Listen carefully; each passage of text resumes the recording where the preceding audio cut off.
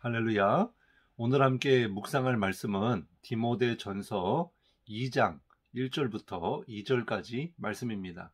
우리 다 같이 말씀을 함께 보시겠습니다. 그러므로 내가 첫째로 권하노니 모든 사람을 위하여 간구와 기도와 도고와 감사를 하되 임금들과 높은 지위에 있는 모든 사람들을 위하여 하라. 이는 우리가 모든 경건과 단정함으로 고요하고 평안한 생활을 하려 함이라. 아멘.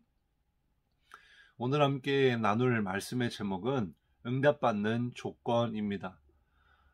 우리가 지금 계속해서 기도의 응답에 관한 말씀을 나누고 있는데요.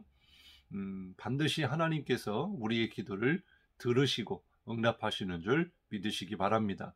그렇기 때문에 기도가 답이고 또 기도가 능력이고 기도가 축복인 줄 믿습니다.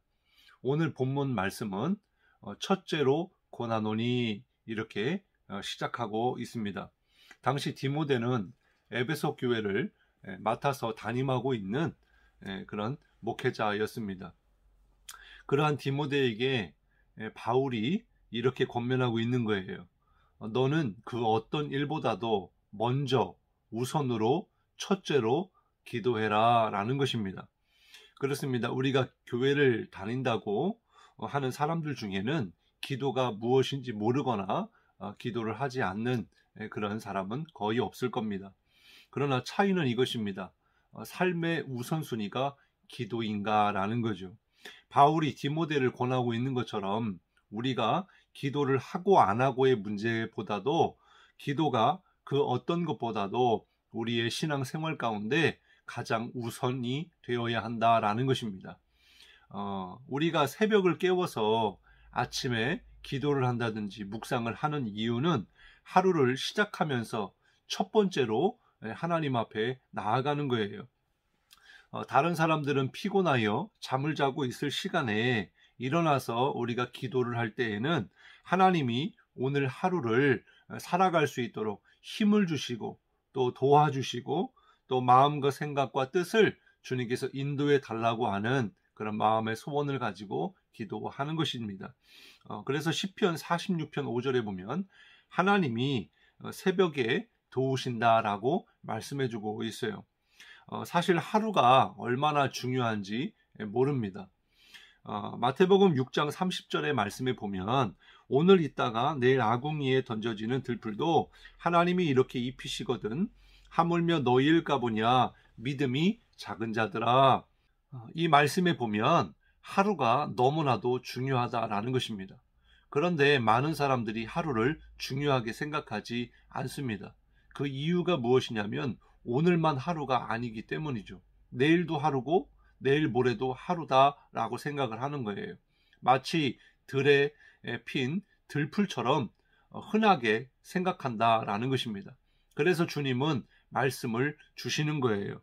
들풀이 흐드러지게 핀 게 아니다. 이제 내일이 되면 저 풀들은 아궁이에 들어가게 되기 때문에 오늘이 저들에게 가장 아름다운 것이고 가장 소중한 날이란다. 그렇기 때문에 우리에게 주님은 멋지게 살라고 소중하게 여기며 살라고 말씀해주고 있는 거예요. 마태복음 6장 34절에도 보면 그러므로 내일 일을 위하여 염려하지 말라. 내일 일은 내일이 염려할 것이요 한날의 괴로움은 그날로 족하니라 이렇게 말씀해주고 있습니다. 여기에서 그날은 원어로 테헤마라 바로 오늘이라는 뜻입니다. 족하다라고 표현한 것 자체가 만족스럽다라는 뜻이기 때문에 오늘이라고 하는 날은 만족스럽고 아주 중요한 소중한 괜찮은 날이다라는 거예요. 그러면 우리가 이 중요한 하루하루를 어떻게 살아가야 할까요? 바로 기도로 시작하여 기도로 사는 것입니다. 그리고 온종일 하나님의 인도하심을 따라 사는 거예요. 주님과 동행하는 삶을 사는 것입니다. 새벽 기도에 관한 자세한 말씀은 다음에 기회가 있을 것이고 중요한 것은 모든 것들 중에 우선순위가 기도라는 것입니다. 우리가 기도를 우선으로 하되 특별히 오늘은 응답받기 위한 조건에 관한 말씀을 함께 나누기를 원합니다. 첫 번째로 응답받기 위해 우리가 할 일은 말씀을 지난번에 나눈 것처럼 기도의 목표가 분명해야 합니다. 마태복음 20장 29절부터 34절 말씀에 보면 그들이 여리고에서 떠나갈 때에 큰 무리가 예수를 따르더라. 맹인 두 사람이 길가에 앉았다가 예수께서 지나가신 다음을 듣고 소리질러 이르되 주여 우리를 불쌍히 여기소서 다윗의 자손이여 하니 무리가 꾸짖어 잠잠하라 하되 더욱 소리질러 이르되 주여 우리를 불쌍히 여기소서 다윗의 자손이 하는지라. 예수께서 머물러 서서 그들을 불러 이르시되 너희에게 무엇을 하여 주기를 원하느냐. 이르되 주여 우리의 눈뜨기를 원하나이다. 예수께서 불쌍히 여기사 그들의 눈을 만지시니 곧 보게 되어 그들이 예수를 따르니라.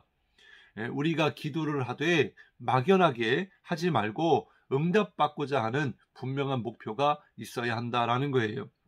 예수님이 여리고를 지나갈 때에 맹인이 두 사람이 있었습니다. 그러자 예수님이 그들에게 묻는 거예요. 너희에게 무엇을 하여 주기를 원하느냐? 그러니까 그들은 당연히 눈뜨기를 원하나이다 이렇게 말했습니다. 그래서 예수님께서 그들의 눈을 만지시니까 곧 보게 되어 예수님을 따랐다라고 말씀해주고 있어요.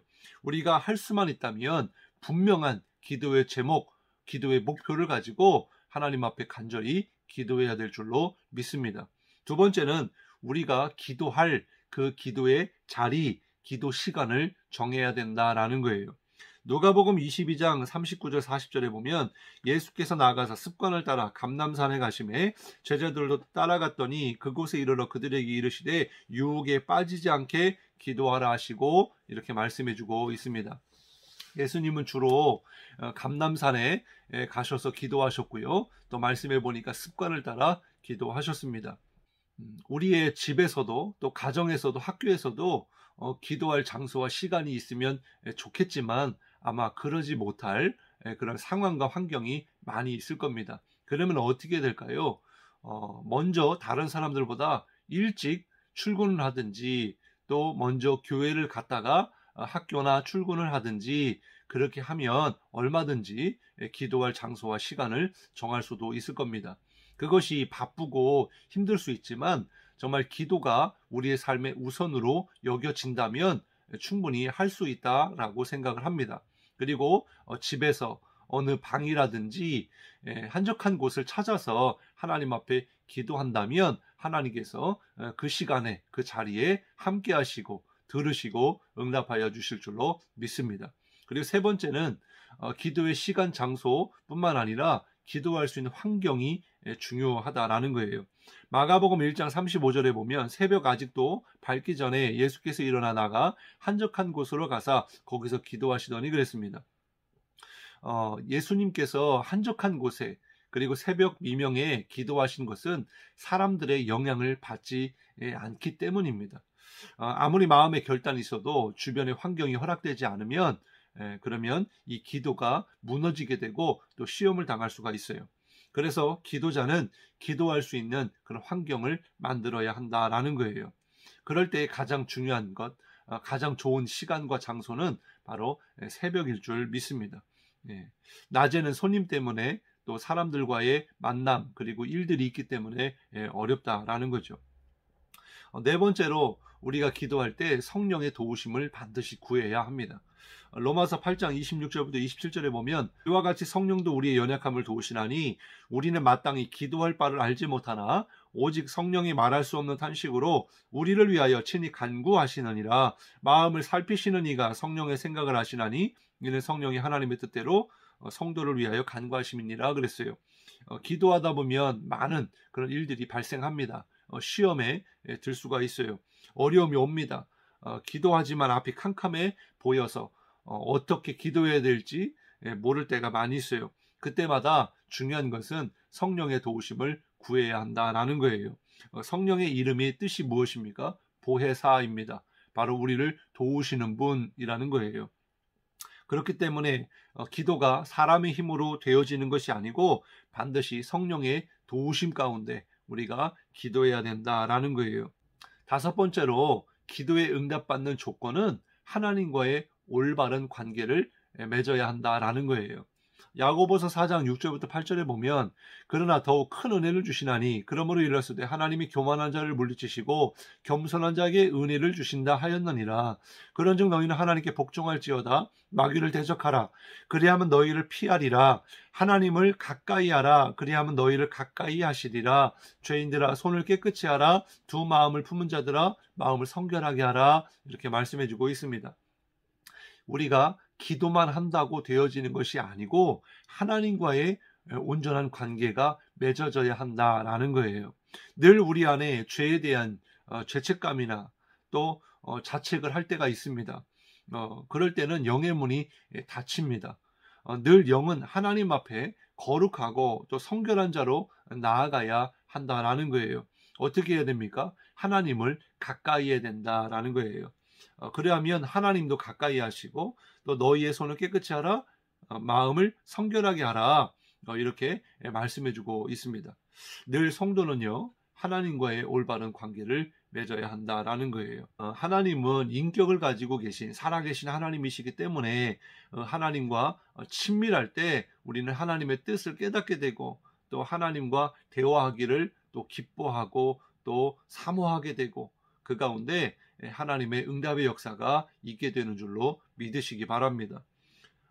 오늘도 정말 우리가 하나님과의 관계를 올바르게 하기 위해서 죄를 회개하고 하나님께 더 나아가는 우리 모두가 되어지기를 주님의 이름으로 축복합니다. 기도하겠습니다. 하나님 감사합니다. 오늘 말씀을 통해서 그냥 기도만 한다고 해서 응답이 되어지는 것이 아니고 반드시 기도에는 응답받는 조건이 있는데 그 어떤 것보다도 먼저 정말 하나님을 찾고 하나님을 가까이 하고 하나님과의 관계 속에서 바르지 못하게 만드는 그런 죄의 문제를 가지고 회개하며 주님께 나아가야 할 줄로 믿습니다. 또한 그 하나님을 만나기 위해서 정말 하나님과 교제하는 그런 하나님과의 대화, 정말 하나님께 나아 기도하는 것을 그 어떤 것보다도 우선으로 하여 늘 하나님께 나아갈 때 정말 사람들의 또 사단의 시험과 유혹에 넘어가지 않도록 정말 기도의 자리를 구별하고 기도의 시간과 환경을 조성하여서 성령의 도우심 가운데 하나님 앞에 늘 기도하게 하여 주옵소서.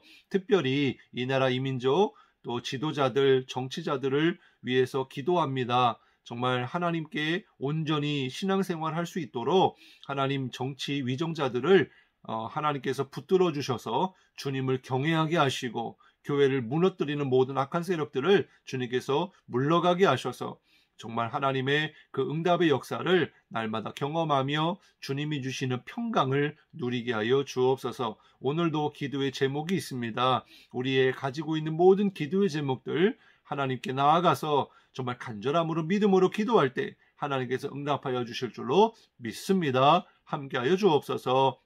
감사드리며 예수님의 이름으로 간절히 기도드리옵나이다. 아멘.